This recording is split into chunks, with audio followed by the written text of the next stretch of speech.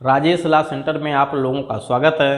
आज हम लोग चर्चा करेंगे कि बाबा की मृत्यु होने पे कहीं कहीं दादा भी कहा जाता है, कहीं कहीं बाबा भी कहा जाता है, यानी पिता के पिता, ठीक है, पिता के पिता यानी पापा के मृत्यु होने पर, ठीक है, पोतियों का हक, अविवाहित पोती, ऐसी पोती जिसकी शादी ना हुई हो, उसका कृषि भूमि में क्या हक होगा। बाबा की मृत्यु होने पे पोतियों को भी कृषि जमीन में हक मिलता है। उसी पे हम लोग चर्चा करेंगे इस वीडियो में। किस भूमि के, वो किस कानून के माध्यम से मिलता है, कब मिलता है, कितना मिलता है। ठीक, सबसे पहले आप लोग चैनल पर यदि नए हैं तो सब्सक्राइब कर लीजिए, पुराने भी हैं नहीं कर पाए हैं किसी कारण से तो भी आप लोग सब्सक्राइब कर लीजिए, जिससे कोई भी वीडियो कानून से जुड़ा हुआ अपलोड किया जाए तो उसका नोटिफिकेशन आपको सबसे पहले मिल जाएगा। ठीक है, और आप उसका अधिक से अधिक लाभ उठा सकते हैं। इसके अलावा आप वीडियो को लाइक शेयर कमेंट भी करते रहिए। ठीक, और ये जो कानून मैं बताने जा रहा हूँ ये सभी धर्मों पर लागू हो, चाहे वो हिंदू हो, मुस्लिम हो, सिख हो, ईसाई हो या पारसी हो, बौद्धिस्ट हो, जैनी हो, इससे मतलब में सभी धर्मों पे कानून लागू होता है। और ये कानून केवल उत्तर प्रदेश पे लागू होता है। उत्तर प्रदेश से बाहर के राज्यों में ये कानून नहीं लागू है। हाँ, इससे मिलता जुलता कानून भी हर राज्यों में लागू है, लेकिन सेम यही कानून अन्य राज्यों पे लागू नहीं है। हमारे यहाँ इसके अलावा और भी सुविधाएं आपको उपलब्ध कराई जाती हैं। यदि आप किसी राज्य के एपीओ या पीसीजे या एचजीएस की तैयारी करना चाहते हैं, यानी न्यायिक सेवा की तैयारी करना चाह रहे हैं, या कानून से जुड़ी हुई कोई भी तैयारी करना चाहते हैं जिसमें विधि को सिलेबस में रखा गया है, लॉ को सिलेबस में रखा गया है, तो आप इस नंबर पर संपर्क करके अपनी सुविधा अनुसार ऑनलाइन या ऑफलाइन क्लास ज्वाइन करके, ठीक है, अधिक से अधिक लाभ ले सकते हैं। आप घर बैठ के भी तैयारी कर सकते हैं, ऑनलाइन क्लास ज्वाइन करके, वो भी सुविधा उपलब्ध है। ऑफलाइन क्लास भी ज्वाइन कर सकते हैं, वो भी सुविधा उपलब्ध है। इस नंबर पे संपर्क करके, साथ ही साथ आप कानून से जुड़ा हुआ कोई भी जानकारी इस नंबर पे संपर्क करके प्राप्त कर सकते हैं। आइए हम लोग देखते हैं कि बाबा की, या जिसको शहरों में दादा भी कहते हैं, ठीक है, यानी बाबा या दादा किसे कहते हैं। बाबा या दादा का मतलब है पिता के पिता की मृत्यु होना। ठीक है, पिता का जो पिता होता है उसी को बाबा या दादा कहते हैं। तो बाबा या दादा की मृत्यु होने पर कृषि भूमि में अविवाहित पोती का हक, ठीक है, पोती हो या पोतियां हो, चाहे एक हो या एक से अधिक हो, किसमें हक, कृषि भूमि में। ये मकान की भूमि की बात मैं नहीं कर रहा हूँ, प्लाट की बात मैं नहीं कर रहा हूँ, आवासीय भूमि की बात नहीं कर रहा हूँ, मैं केवल और केवल कृषि भूमि की बात कर रहा हूँ। क्योंकि कृषि भूमि के उत्तराधिकार का नियम उत्तर प्रदेश राजस्व संहिता 2006 यानी यूपी रेवेन्यू एक्ट 2006 में बताया गया है। ठीक है, अन्य भूमि यानी आवासीय भूमियाँ, प्लाट, मकान के उत्तराधिकार का नियम अलग से कानून में बताया गया, इसमें उसका जिक्र नहीं किया गया है। तो इस तरह से ये उत्तर प्रदेश राजस्व संहिता 2006 की धारा 108 के तहत पोतियों का हक बताया गया है जब उनके बाबा या दादाजी की मृत्यु होती है। आइए समझते हैं कब और कितना। अगर बाबा या दादाजी की मृत्यु होती है, देखिए बाबा या दादाजी हैं, ये लटक गए हैं, ठीक है, जा चुके हैं, इनकी मृत्यु हो गई है। इनकी मृत्यु होने पे संपत्ति इनकी विधवा को जाती है। किसको? विधवा को जाती है। इनके बेटों को जाती है, इनकी अविवाहित बेटियों को जाती है। और साथ ही साथ अगर बेटे की मृत्यु हो गई है, बेटे की मृत्यु हो गई है, तो बेटे का अगर बेटा है या बेटी है तो इसको भी संपत्ति में हक मिलता है। तो मान लेते हैं बाबा जी की मृत्यु हो गई, दादी जी की मृत्यु पहले ही हो गई थी, ठीक है, इनकी कोई बेटी थी ही नहीं, केवल इनका बेटा था और बेटा भी मर चुका है। तो और लेकिन बेटे के संतान हैं, तो बेटा या बेटी के संतान अगर दो हैं तो दोनों को आधा आधा, केवल बेटा है तो बेटे को पूरा मिल जाएगा, केवल बेटी है तो पूरा मिल जाएगा। लेकिन ये बेटी कैसी होनी चाहिए? अविवाहित बेटी होनी चाहिए, ध्यान रखिएगा, अविवाहित बेटी, यानी अविवाहित इनकी अविवाहित पोती हो गई, इनका अविवाहित बेटी हो गई।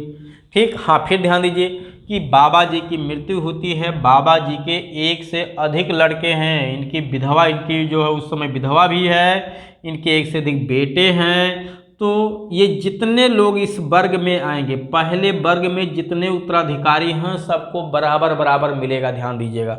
जैसे विधवा भी है, 4 बेटे हैं, ठीक, 4 बेटे में से एक बेटे की मृत्यु हो गई है, उस बेटे के, ठीक है, बेटा भी है, बेटी भी है। अब चाहे जितना ये बेटे बेटी हों, जितने होंगे उनको बराबर बराबर मिलेगा। तो मान लेते हैं इनकी मृत्यु हुई, जैसे समझिएगा ये है, ये कौन है? ये जो है बाबा जी हैं, बाबा जी की मृत्यु हो गई, इनके नीचे कौन है, इनकी विधवा है, ठीक है, तो विधवा को संपत्ति जाएगी। इनके बेटे हैं तो बेटे को भी संपत्ति में हक मिलेगा। इनकी अविवाहित बेटियां हैं तो अविवाहित बेटियों को भी संपत्ति में हक मिलेगा। अब इसमें अगर बेटे की संख्या एक से अधिक है तो सबको बराबर बराबर मिलेगा।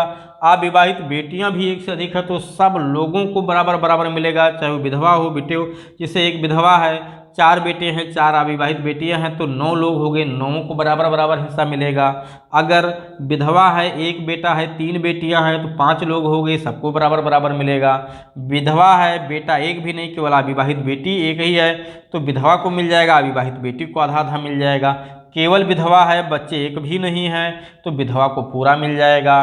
ठीक, विधवा की मृत्यु हो गई है, 4 बेटे हैं, अविवाहित बेटी एक भी नहीं है तो चारों बेटों को बराबर बराबर बट जाएगा। लेकिन बेटा एक ही था, बेटे की मृत्यु हो गई, बेटा के जो है बेटी और या बेटा भी है तो बेटा को या बेटी को भी मिल जाएगा, ठीक है। लेकिन फिर ध्यान दीजिए, बेटा या बेटी, बेटा होने पे भी बेटी को भी मिलेगा। अगर बेटा यहाँ एक ही था और इसको 1 बीघा ज़मीन मिलना था, क्योंकि ये 3 लोग थे तो 1 बीघा इसका हिस्सा था, इसकी मृत्यु हो गई है, इन लोगों के जो बाप हैं वो पहले ही मर चुके हैं तो इन लोगों को 1 बीघा ज़मीन मिलेगी और ये दोनों लोग आधा आधा बांट लेंगे।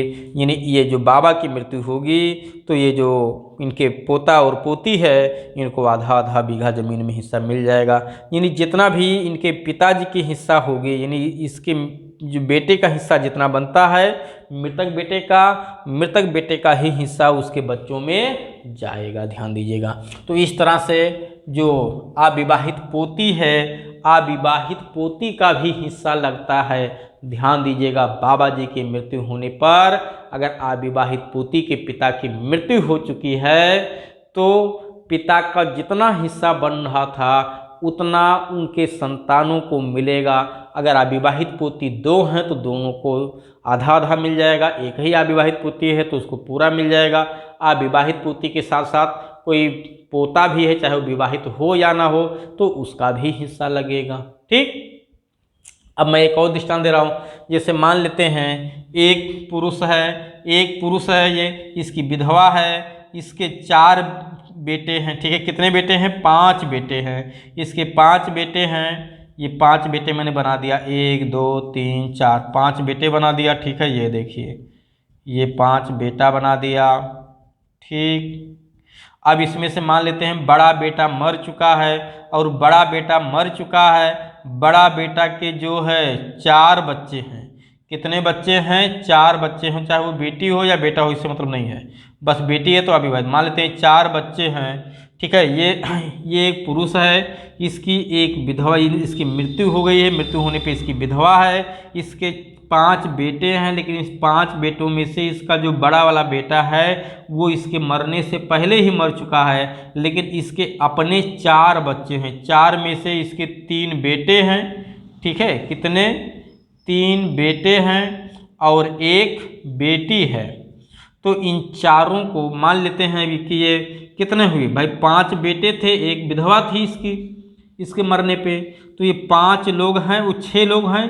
6 बीघा ज़मीन था तो सबका 1-1 बीघा हिस्सा हुआ, तो इसका भी एक हिस्सा 1 बीघा, इसका भी हुआ। लेकिन इसकी मृत्यु हो गई है, यानी इसके बेटे की मृत्यु हो गई है, लेकिन इसकी मृत्यु होने पे इसके 4 बेटे हैं तो ये 1 बीघा में चारों बीघा बट जाएगा, यानी चारों में 1 बीघा चारों बच्चों में बट जाएगा बराबर बराबर। लेकिन ये जो बेटी है ये अविवाहित होनी चाहिए, विवाहित नहीं होनी चाहिए। तो इस तरह से आपने समझा कि बाबा या दादा की मृत्यु होने पे अविवाहित पोतियों का भी हिस्सा बनता है, अविवाहित पोतियों का भी हिस्सा बनता है। कितना बनता है ये मैंने डिटेल से आपको समझा दिया। इस तरह से आपने समझा कि बाबा या दादाजी की मृत्यु होने पे अविवाहित पोतियों का भी हिस्सा मिलता है, लेकिन तब जब उनके पिता की मृत्यु हो गई हो। अगर पिताजी जीवित हैं तो पोती या पोते को कोई भी हिस्सा नहीं मिलेगा, क्योंकि पिता के जीवित रहते हुए बच्चों को हिस्सा नहीं मिलता है। आप लोग फिर एक बार चैनल पे यदि नए हैं तो सब्सक्राइब जरूर कर लीजिए, जिससे कोई भी वीडियो कानून से जुड़ा हुआ डाला जाए आपको सबसे पहले उसका नोटिफिकेशन प्राप्त हो जाए और आप उसका लाभ ले सकें। हमारे यहाँ यूपी, एपीओ, पीसीएसजे, एचजेएस की तैयारी कराई जाती है। जिस किसी बच्चे को ऑनलाइन या ऑफलाइन क्लास ज्वाइन करना है वो इस नंबर पर संपर्क करके क्लास ज्वाइन कर सकता है और अधिक से अधिक लाभ प्राप्त कर सकता है।